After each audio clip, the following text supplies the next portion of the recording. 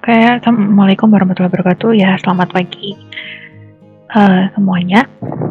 Baik, kali ini saya mau ulang untuk pembahasan tentang linear programming dengan menggunakan metode grafik.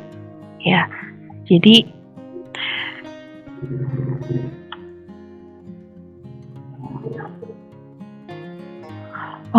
jadi pendahuluannya adalah kita langsung mulai ke model linear programming ini. Jadi, untuk menyelesaikan permasalahan linear programming, yang harus kita lakukan pertama adalah menentukan jenis permasalahan linear programming ini atau bentuknya apa.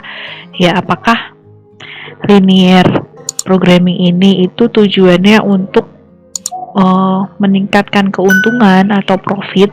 Jadi fungsi tujuannya nanti akan maksimasi. Nah, ketika permasalahannya membicarakan tentang biaya, tentunya akan meminimalkan biaya. Nah, kalau bicaranya tentang selisihnya, keuntungan artinya profit, selisih antara profit ini, maka yang dipermasalahkan adalah maksimasi. Ya, lalu yang kedua, kita definisikan dulu variabel keputusannya. Yang hendak mau kita putuskan tuh apa? Ya, biasanya di penelitian operasional itu kan bicara tentang berapa jumlah yang harus diproduksi, produk A atau produk B seperti itu. Nah, kita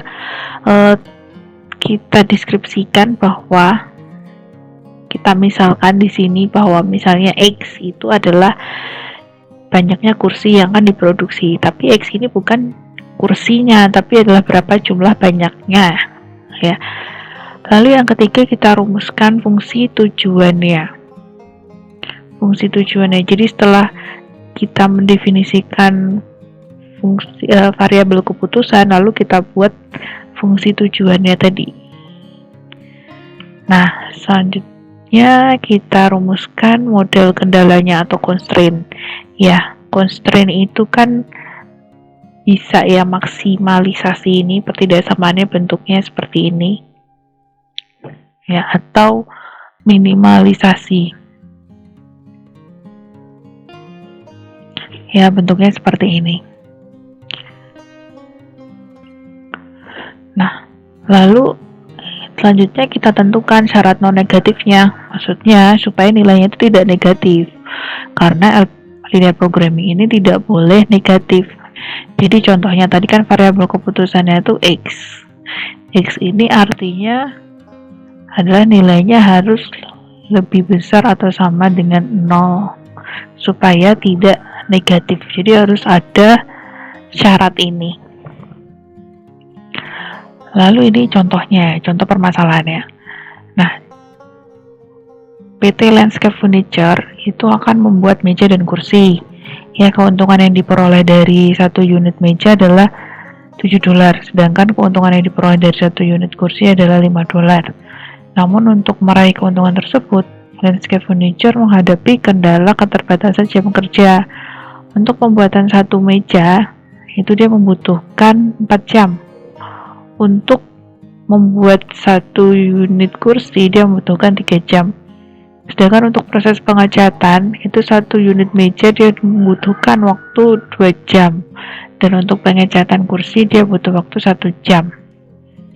Sedangkan jumlah jam yang tersedia untuk buat meja dan kursi itu 240 jam per minggu. Ya, lalu jumlah jam kerja untuk pengecatan adalah 100 jam per minggu. Jadi pertanyaannya, ya berapa jumlah meja dan kursi yang sebaiknya diproduksi sih agar keuntungan perusahaannya bisa maksimal? Nah, kita menggunakan penelitian operasional di sini. Yang pertama kita lakukan dulu tujuannya itu apa tadi? Tujuan perusahaannya. Ya, kan tadi bicara tentang agar keuntungan perusahaannya maksimal. Jadi tujuannya adalah memaksimumkan profit. Lalu kita tentukan variabel yang dicari, variabel keputusannya itu apa? Ini yang dibicarakan di sini adalah membuat meja dan kursi. Jadi kita tentukan bahwa berapa banyak meja dan kursi adalah variabel keputusan di sini. Nah, makanya kita buat meja itu adalah X1 dan kursi adalah X2.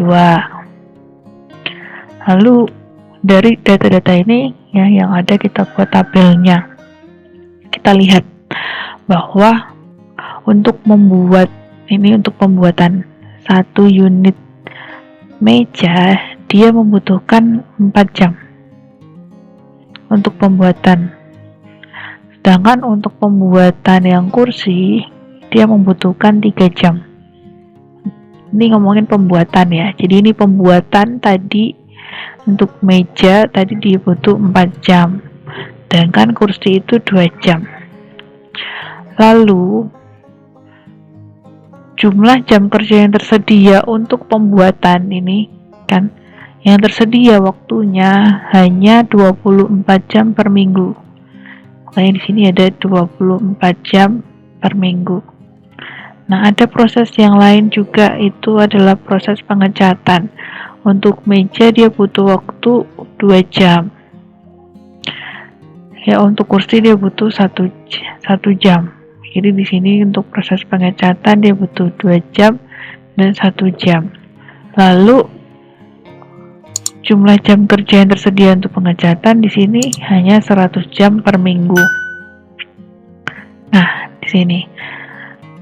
Lalu variabel keputusannya apa? Karena bicara tentang keuntungan, di sini makanya dibilang bahwa keuntungan 1 unit meja adalah 7 dan untuk kursi adalah 5. Jadi di sini ya, jadi kita sudah buat tabelnya. Ini tadi variabel keputusannya sudah. Lalu kita buat formulasi permasalahannya. Fungsi tujuan tadi Z-max karena maksimal keuntungan ya. Karena maksimal keuntungan, profit per unitnya ini tadi 7 dan 5. Jadi di situ kita tulis 7x1 ya ditambah 5x2. X1 ini jumlah banyaknya meja dan X2 jumlah banyaknya kursi. Lalu kita buat formulasi untuk kendalanya, constraint. Ini tadi kendala yang pertama itu adalah jam kerja pembuatan ini. Ya, jadi ini untuk meja itu 4, artinya 4x1 dan jumlah kursinya itu 2x2 yang tersedia itu 240, jadi tidak boleh lebih dari 240. Artinya persamaannya menjadi seperti ini, 4x1 plus 2x2 kurang dari sama dengan 240 karena nilainya tidak boleh lebih dari 240 ya. Lalu kendala yang kedua itu tadi adalah proses pengecatan. Proses pengecatan ini kan meja tadi 2, ini di sini kita 2x1 dan jumlah banyaknya kursi 1x2. Nilainya tidak boleh lebih dari 100. Jadi di sini fungsi kendalanya adalah 2x1 ditambah 2x2. 2x1 ditambah x2. Nilainya kurang dari sama dengan 100. Nah, ini diberikan supaya nilainya tidak negatif hasilnya ya. Jadi ini syarat non negatif. Jadi harus x1 dan x2 itu nilainya harus lebih dari atau sama dengan 0. Lalu penyelesaian yang pertama itu kita ubah dulu tanda yang kurang dari sama dengan ini menjadi tanda sama dengan. Ya, lalu di sini kita sederhanakan, ya kita bagi 2 di sini menjadi seperti ini. Lalu yang ini juga sama, kita buat tandanya diubah sama dengan dulu.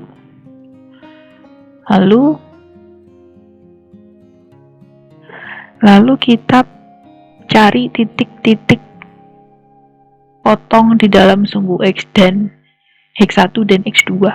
Ya, kita mulai dari kendala yang pertama, itu 2X1 ditambah X2 sama dengan 120. Nah, ini cara bacanya gini. Pertama kita cari yang ini dulu. Untuk X1 kita misal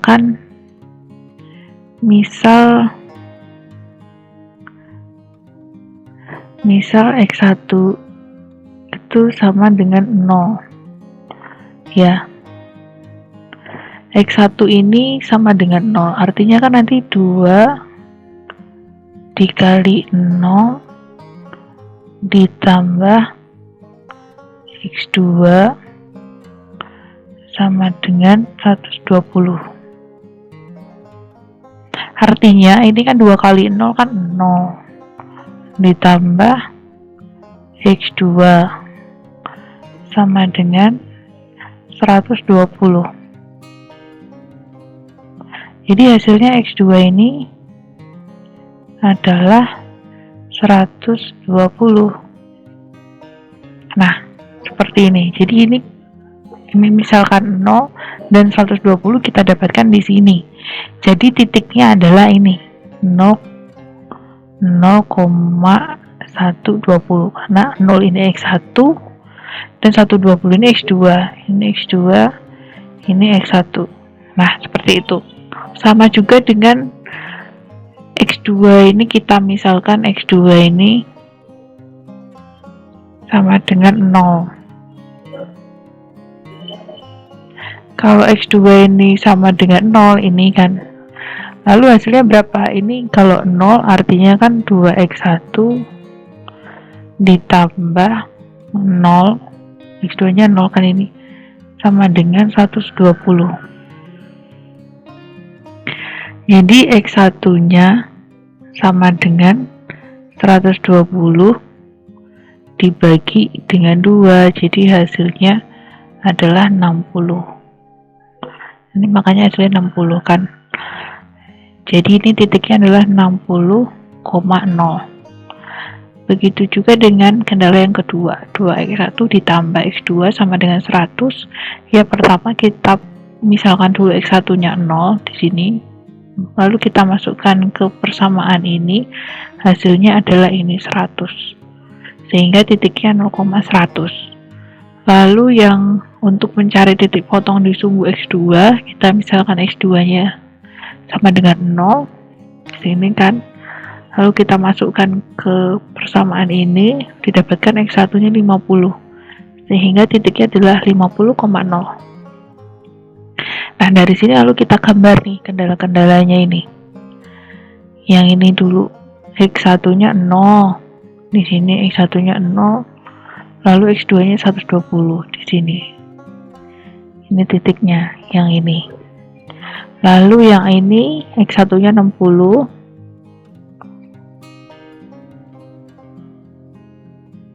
di sini, lalu X2 nya 0 di sini. Jadi lalu kita buat garis ini merupakan kendala yang pertama. Lalu yang kendala kedua sama juga ya. Jadi tadi titiknya 0, 100 dan 50, 0, jadi di garis. Nah, karena ini tadi kita lihat fungsi kendalanya itu adalah menggunakan kendala yang pertama ini, dia akan menggunakan persamaan, dia akan menggunakan persamaan kurang dari sama dengan seperti ini, ya kan, kendala yang pertama tidak boleh lebih dari 240 tadi. Artinya grafik yang kendala pertama ini itu karena nilainya itu di sini 0, minimalnya di sini, jadi dia diarsir ke bawah, dia mendekati angka 0. Lalu yang kendala yang kedua ini juga nilainya harus kurang dari sama dengan 100. Ya, artinya di sini nilainya minimal 0 kan, dia akan diarsir ke bawah juga. Jadi dia mendekati 0, jadi saya arsirnya ke bawah. Nah, lalu kenapa bisa dapat arsiran yang hijau? Ini karena tadi di sini itu kan kita menggunakan syarat non negatif tadi, X1 itu harus lebih besar sama dengan 0 dan X2 itu harus lebih besar sama dengan 0. Jadi di sini dia ada garis lagi di sini. Nah, seperti ini. Jadi dia ada terpotong di sini, jadi area ini bukan area layak, yang layak adalah yang perpotongan seluruhnya di sini. Jadi ini didapatkan, area yang hijau ini didapatkan dari perpotongan kendala 1, kendala 2, dan juga syaratnya yang tidak boleh 0. Jadi didapatkan yang ini. Sehingga titik-titik solusinya adalah, kita lihat titik-titiknya. Titiknya adalah A ini 0,0, lalu B yang ini 0,100, dan yang C 50,0. Nah, lalu penyelesaiannya berapa nilai yang maksimal? Kita lihat. Jadi masing-masing titik ini kita masukkan ke nilai fungsi tujuannya, lalu kita dapatkan hasilnya masing-masing seperti ini. Nah, berapa nilai maksimalnya? Nilai maksimalnya adalah 500. Sehingga yang meja dan kursi yang diproduksi, banyaknya meja dan kursi yang diproduksi adalah, kalau yang meja X1 itu 0, tidak diproduksi, sedangkan kursi yang diproduksi 100. Oke, lalu kita lanjut ke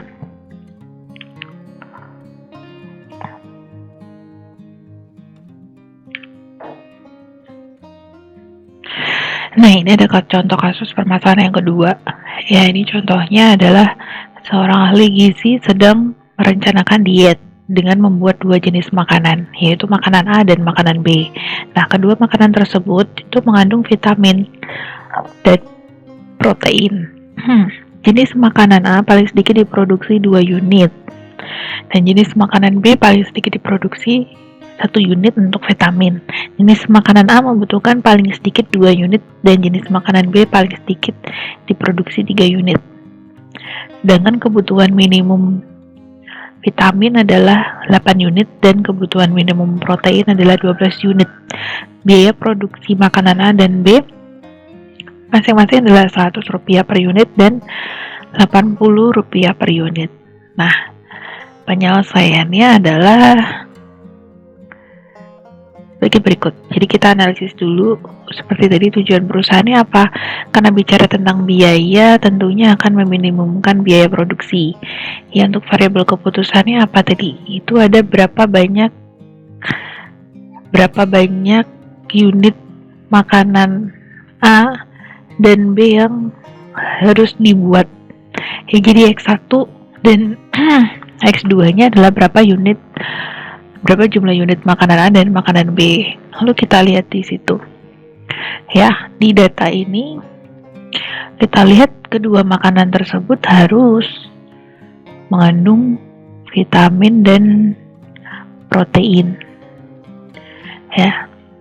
Nah, untuk vitamin dan protein ini kita lihat dia harus punya vitamin dan protein untuk kedua makanan A dan B. Lalu kita lihat untuk vitamin ini makanan A itu paling sedikit itu ada 2 unit. Kalau B itu adalah 1 unit. Jadi yang A ini 2 unit dan B 1 unit ya untuk vitamin. Lalu untuk protein, untuk yang makanan A itu 2 dan B itu 3. Ini untuk protein 2 dan B itu 3. Lalu di sini ada kebutuhan minimum vitamin ini ada 8 dan minimumnya protein itu 12. Ya, jadi di sini ada minimum kebutuhannya 8 dan 12. Dan untuk biaya produksinya masing-masing 100 dan 80. Ya, 100 dan 80. Oke, lalu kita selesaikan. Tadi variabel keputusannya X1, X2. Lalu fungsi tujuannya karena meminimalkan biaya jadi Z min ya. Sama dengan 100 X1 ditambah 80 X2 itu dari sini tadi biaya produksinya. Lalu kendalanya tadi karena kendala yang pertama itu tadi adalah vitamin ya. Yang ini adalah protein